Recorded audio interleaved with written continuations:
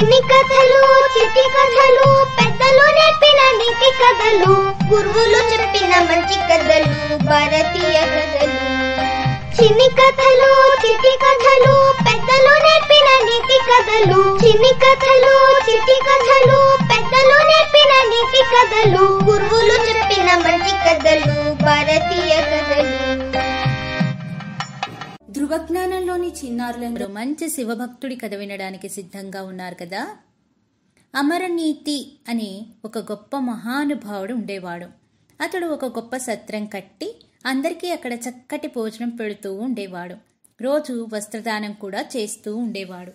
ఎందుకంటే ఏవి చేసినా అవి ఈశ్వరుడు ప్రీతి చెందుతాడు అనుకుంటూ పొంగిపోతూ ఉండేవాడు. ఇలా చేస్తూ ఉండగా ఇదంతా పరమేశ్వరుడు గమనించారు.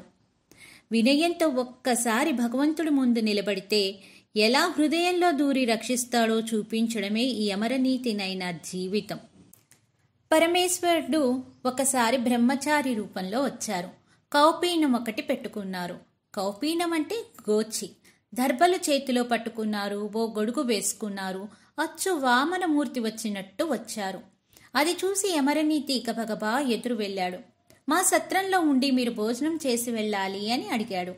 తప్పకుండా మీ సత్రంలో ఉంటాను, భోజనం చేసి వెళ్తాను. కానీ ఒకసారి నదికి వెళ్ళి స్నానం చేసి వస్తాను అన్నారు ఆ బ్రహ్మచారి. అయితే నాకు ఉన్నవే 2 గోచీలు. ఒకటి ఒంటి మీద ఉంది, రెండోది దండానికి ఉంది. ఈ దండానికి కట్టినటువంటి గోచి ఇంకా ఆరనే లేదు.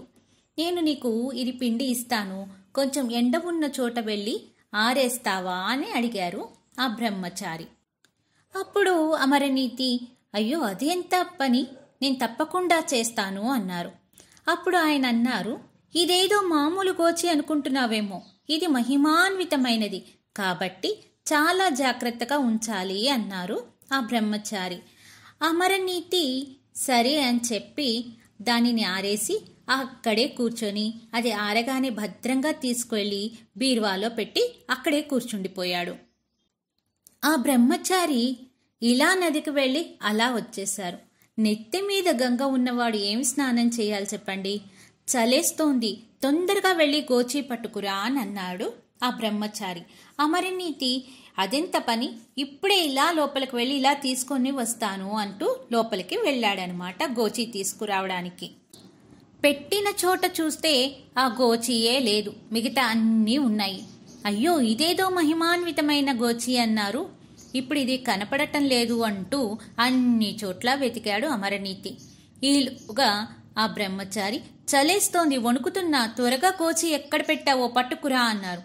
అయ్యా నన్ను మన్నించండి, ఆ గోచి కనిపించటం లేదు అన్నారు అమరనీతి. ఆహా, నాకు అర్థమైందిలే, నీ కన్ను నా మీదే పడింది. నాకు మహిమాన్వితమైన గోచి ఉందని, ఎప్పటికైనా నేను నిన్ను చూడటానికి వస్తానని, నాకు కొత్త బట్టలు పెట్టచ్చు అనే ప్రయత్నంలో ఈ పాత గోచి కొట్టేయచ్చని, దానివల్ల మహిమలు పొందవచ్చని అనుకుంటున్నావు. అందుకే నా గోచిని కాజేశావు. ఓరి వైశ్యుడా, నీ సంగతి నాకు తెలియదనుకున్నావా? నీవు చేసిన అన్నదానంలో, వస్త్రదానంలో వ్యాపారం మాత్రమే ఉంది. అందులో నీకు నిజంగా భగవంతుడి యందు ప్రీతి లేదు అన్నారు ఆ బ్రహ్మచారి.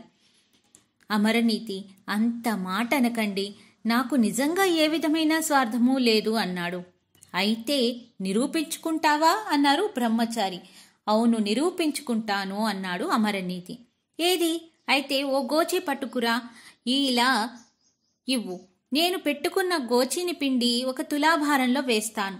నా గోచితో సమానమైన వస్త్రాలు, ఐశ్వర్యం నీ దగ్గర ఉంటే చూపించు అన్నారు ఈ బ్రహ్మచారి. ఆ గోచిని తీసుకెళ్లి బ్రహ్మచారి తులాభారంలోని తక్కెట్లో వేసేశాడు. అమరనీతి ఇంట్లో దానం చేయడానికి పెట్టుకున్న పంచలు, చీరలు అన్నీ వేసేశాడు. అయినా అటువైపు తులాభారం లేవనే లేదు. చూసేవారంతా అందరూ అమ్మో, ఈయన పెట్టుకున్న గోచి ఎంత గొప్పదో అనుకుంటూ ఉన్నారు. ఈ అమరనీతి ఇంట్లో ఉన్న పత్రాలు, బంగారం, వెండి, చిరాస్తులు అన్నీ తెచ్చి తక్కెట్లో పెట్టేశాడు. తూగలేదు. అప్పుడు వచ్చినవాడు సామాన్యుడు కాదు అని గ్రహించాడు అమరనీతి. భార్యని, 2 బిడ్డల్ని పిలిచాడు. అందరూ చూస్తుండగా ఒక మాట చెప్పాడు.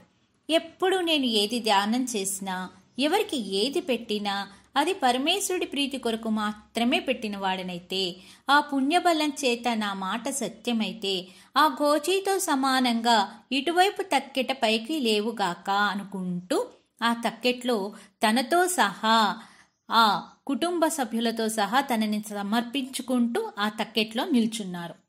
అప్పుడు తక్కెట అటువైపు లేచింది, గోచి ఉన్న వైపు కిందకి దిగింది. బ్రహ్మచారి అంతర్ధానమై పరమేశ్వరుడు నంది వాహనారూఢుడై పార్వతీ సమేతంగా ప్రత్యక్షమయ్యారు. ఈ నలుగురిని ఆయనలో ఐక్యం చేసేసుకున్నారు. చూశారా, ఒక్కసారి వినయంతో నమస్కరించగలిగితే లొంగిపోతారు పరమేశ్వరుడు. అంతేకాక మనం భక్తితో మనల్ని మనం సమర్పించుకుంటే ఎంతటి మోక్షాన్నైనా ప్రసాదిస్తారు ఈశ్వరుడు. మరో మంచి శివభక్తుడి కథతో మళ్ళీ మీ ముందుకొస్తాను. అంతవరకు సెలవు. శంకరాని చిత్కరుణకు సాటిలే దూరా సాక్షుల